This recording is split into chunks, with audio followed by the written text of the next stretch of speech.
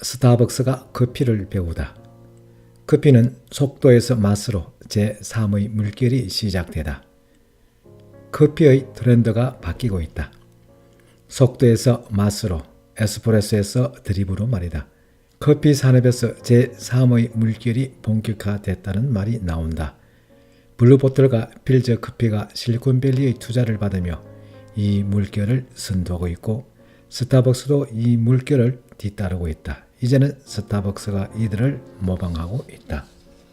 커피 산업 제3의 물결은 퓰리처상 수상자인 음식평론가 조나단 골더가 사용해 유명해졌다.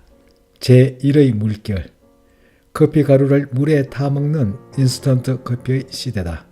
이 시기 커피는 집에서 마시는 음료로 커피 전문점 개념이 크게 없었다. 제2의 물결, 스타벅스의 시대다. 강하게 볶은 커피를 높은 압력으로 빠르게 추출하는 에스프레소 커피가 대중화되었다. 높은 열에 오래 볶으면 품종과 무관하게 맛이 비슷해지기 때문에 원두 산지는 크게 중요하지 않고 여러 가지를 섞어 커피를 만들었다. 커피 맛이 획일화됐다고 보면 될 것이다. 제3의 물결, 커피 생도와 산지의 특성, 무역거래 방식 등을 고려하기 시작했다. 한 농장에서 생산된 고품질 원두만을 모아 한 잔의 커피를 만드는 싱글 오리진 커피가 주가 된다. 생두의 맛과 향을 드러내기 위해 강한 불에 볶기보다는 약하게 볶고 고온 고압으로 빠르게 추출하기보다는 천천히 손으로 한 잔 한 잔 내리는 것이 일반적이다. 제3의 물결을 선도하고 있는 두 업체를 알아보도록 하자. 첫 번째, 커피. 블루보틀의 탄생. 클라리넷 연주자였던 창업자 제임스 프리먼은 공연 갈 때도 직접 볶은 원두와 핸드밀, 프렌치 프레스 등을 챙겨가던 지독한 커피 애호가였다. 물 붓는 시간을 초 단위로 연구하기도 했다. 취미삼아 손수레의 커피를 팔았는데 입소문이 나면서 창고를 개조해 매장을 냈다. 지금은 샌프란시스코, 뉴욕, 도쿄 등 6개 도시에 30개 매장이 있다. 몇 시간씩 줄서기로도 유명하다. 이들 커피의 특징을 보면 하나, 느리다. 이곳에서 커피 한 잔 마시려면 최소 10분을 기다려야 한다. 주문을 하면 바리스타들은 그때서야 커피 원두를 저울에 달고 그라인더로 갈기 시작한다. 커피 추출기에 물을 붓고 커피가 우러나길 기다리는 것을 최소 3번은 반복해야 한 잔의 커피가 완성된다. 두 번째, 메뉴는 간결하다. 우유, 설탕, 시럽 등이 주가 되는 메뉴는 싹 뺐다. 카라멜 마키아토, 녹차 프라푸치노, 아이스 화이트 초콜릿 모카 같은 메뉴는 없다. 에스프레소, 라떼, 카푸치노 등 대여섯 가지 뿐이다. 사이즈도 12온스 한 가지, 원두의 양과 물의 양이 달라지면 맛이 달라지기 때문이다. 세 번째, 커피 맛에만 집중한다. 예를 들면 에스프레소는 일회용 컵에 담지 않는다. 그 자리에서 한 입에 털어넣는 게 맛이니까. 에스프레소에 물을 섞는 아메리카노는 없다. 대신 산지가 명확한 원두만 사용한 싱글 오리진 드립 커피, 원두의 양, 물의 온도와 양, 물을 붓는 방향과 높이까지 따진다. 카페라떼는 있지만 아이스로는 팔지 않는다.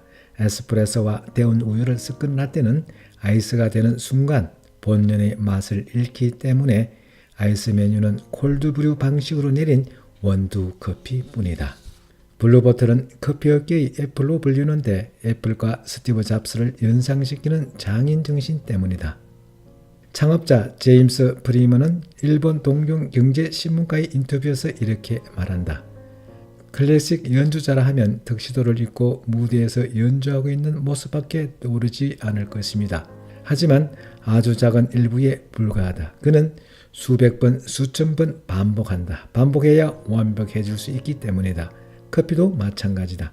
매일 더 좋은 커피를 만들어야 한다는 강박감이 나의 원동력이다.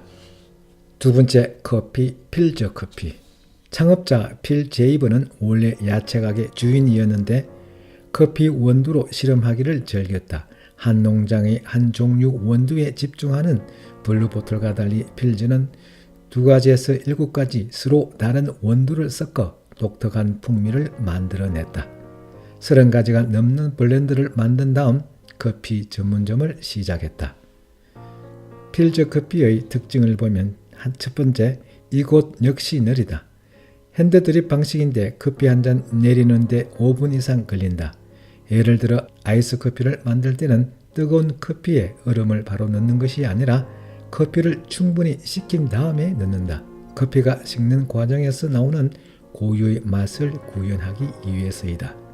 에스프레소, 카푸치노, 라떼 등 전통적인 커피 메뉴가 없고 필하모닉, 스굿 등 독특한 메뉴가 30가지가 됐다.